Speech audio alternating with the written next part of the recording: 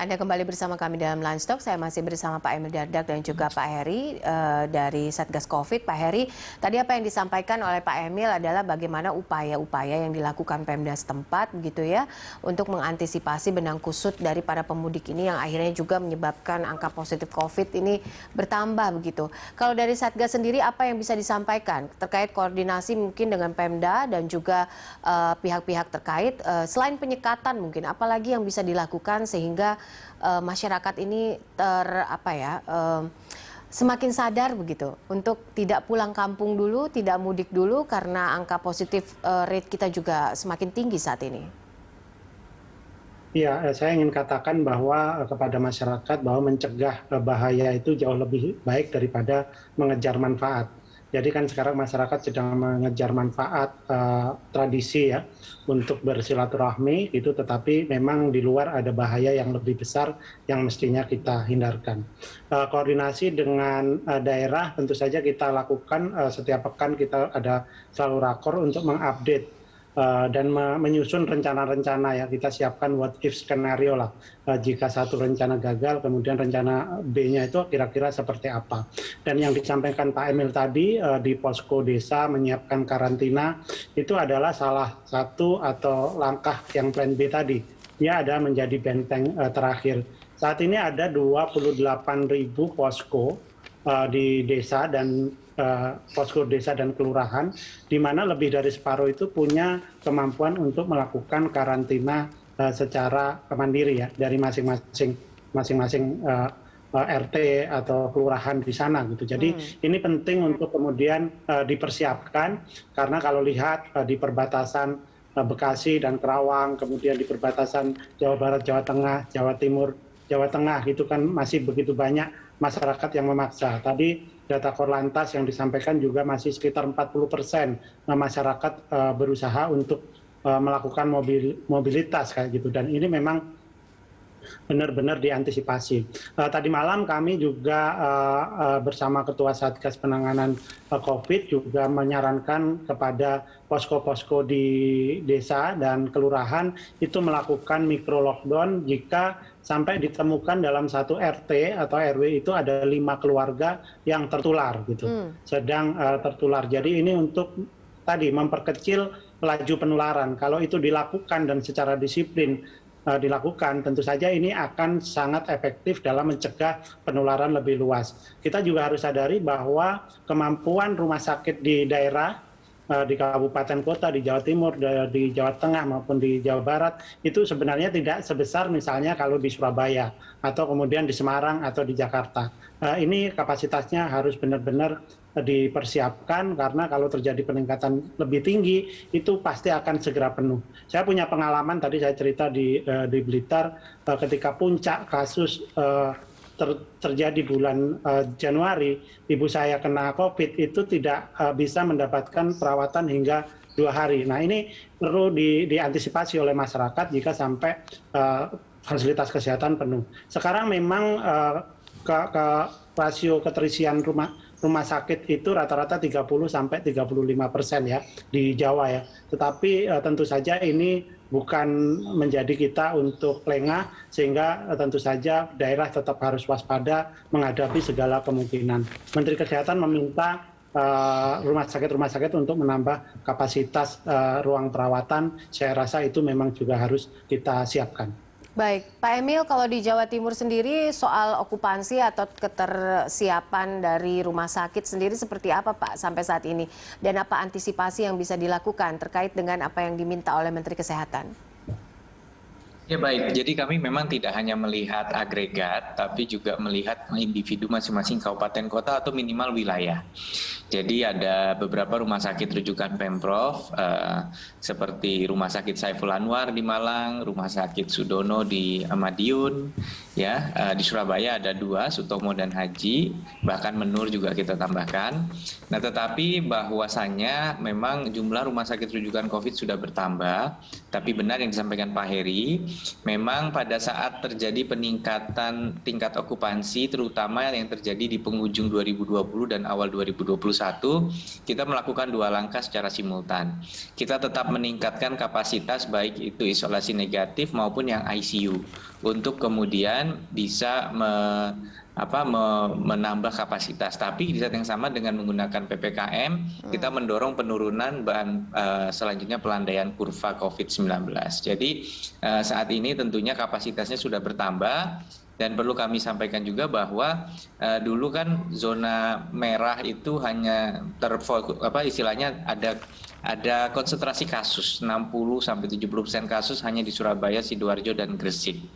Tetapi memang sekarang sudah menyebar sehingga daerah-daerah pun sudah mengalami dan merespon terhadap kenaikan kasus yang terjadi di berbagai belahan Jawa Timur. Jadi tidak hanya terkonsentrasi di Surabaya Raya. Oke, baik. Pak, terkait dengan hiburan mungkin ya kan, karena masyarakat kan dilarang untuk mudik, tapi juga seperti di Jakarta misalnya, tempat-tempat wisata tetap dibuka gitu. Bagaimana dengan Jawa Timur? Bagaimana dengan kebijakan daerah Jawa Timur sendiri terkait dengan ini? Apakah tempat wisata tetap dibuka? Apakah mal dan juga tempat perbelanjaan akan tetap dibuka seperti biasanya? Karena kita memang ada 2 kan, persoalannya adalah bagaimana tetap menjaga daya beli, tapi juga harus tetap menjaga agar masyarakat ini tidak banyak yang terpapar COVID. Baik, jadi kita percaya bahwa Bupati dan Wali Kota punya pemahaman yang sangat mendalam terhadap situasi di tempatnya masing-masing. Terakhir kami mengecek, memang kita beri ruang bagi Bupati Wali Kota untuk kemudian mengambil keputusan terkait kebijakan wisata. Sebagai contoh ini, yang melakukan penutupan sementara ada di Bondowoso, Madiun Kabupaten, Probolinggo Kabupaten, Lumajang, Situbondo, Jember, Kediri Kota, Kediri Kabupaten. Hanya 3 destinasi wisata yang dibuka dengan uji coba ketat. Blitar Kabupaten juga tutup, Kota Probolinggo sebagian juga tutup, termasuk pengelola Bromo dari Balai Besar Taman Nasional juga menutup. Jadi banyak yang mengambil pilihan untuk menutup karena resikonya tinggi.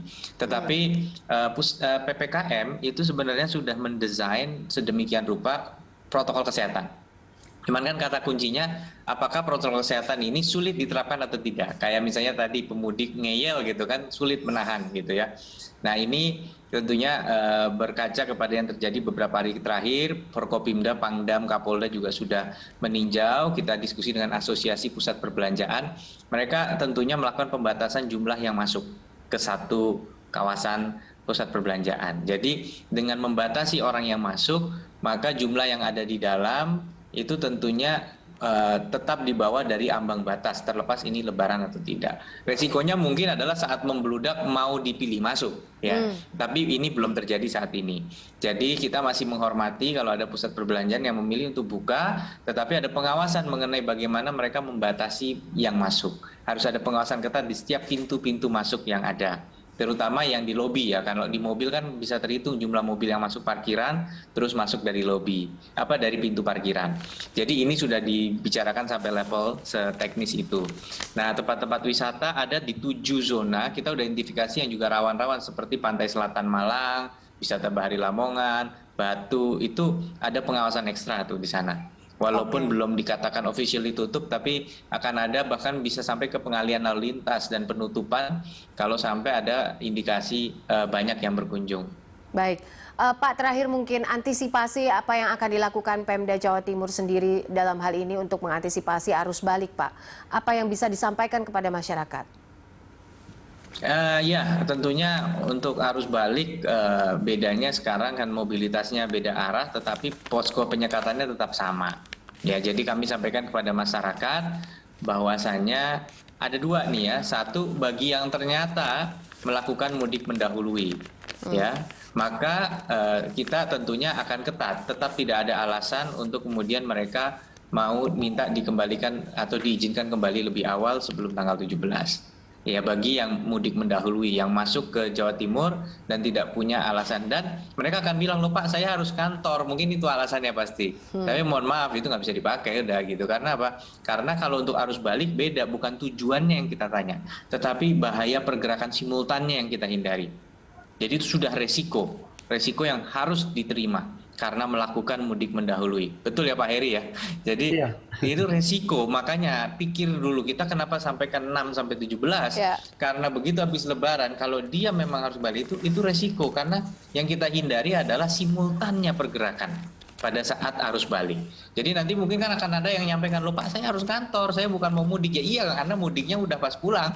Sekarang mau balik lagi dia memang nggak mudik, tapi dia mau ngantor, cuma kan bahaya gitu. Nah ini mohon maaf, alasan yang sama nggak bisa dipakai gitu ya untuk sebelum tanggal 17 gitu. Jadi ini, dan yang kedua yang penting Mbak Popi, Pak Heri, bagi yang ingin kembali bahkan setelah tanggal 17, tolong jangan bawa sanak saudaranya ke kota besar gitu. Kalau saya ngomong Surabaya, mungkin juga ada kepentingan Jakarta. Karena memang kondisi ekonomi juga saat ini lebih terpukul kawasan perkotaan daripada pedesaan. Bukan hanya resiko COVID yang tinggi, tetapi juga peluangnya lagi sulit di kota. Maka jangan mengajak-ajak sanak saudara. Selain resiko perjalanan, tapi juga peluang ini juga masih sangat terbatas di perkotaan. Kita sedang berusaha memulihkan untuk mereka yang sudah ada di sana.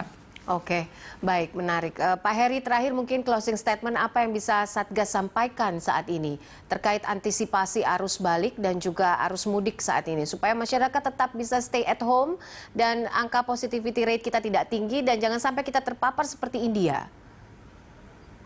Ya, saya rasa Satgas tidak bosan-bosan untuk mengingatkan masyarakat, untuk mempersuasi masyarakat bahwa memang saatnya sekarang itu tetap berada di rumah gitu kan. Ketika bahkan dalam wilayah rayon misalnya Jawa Timur misalnya kan juga dibatasi untuk tidak melakukan mudik di antar wilayah rayon atau aglomerasi lah kalau dalam bahasa populernya sekarang. Jadi kita masih punya waktu sebenarnya untuk mencegah, kendati ada sebagian saudara kita yang sudah belajar berangkat mudik yang memaksa untuk mudik, tetapi kita juga harus antisipasi segala kemungkinan terburuk yang terjadi karena memang dari pengalaman dalam 4 liburan ini, liburan-liburan itu selalu memicu terjadinya peningkatan mobilitas, itu memicu terjadinya kerumunan yang menambah potensi terjadinya penularan.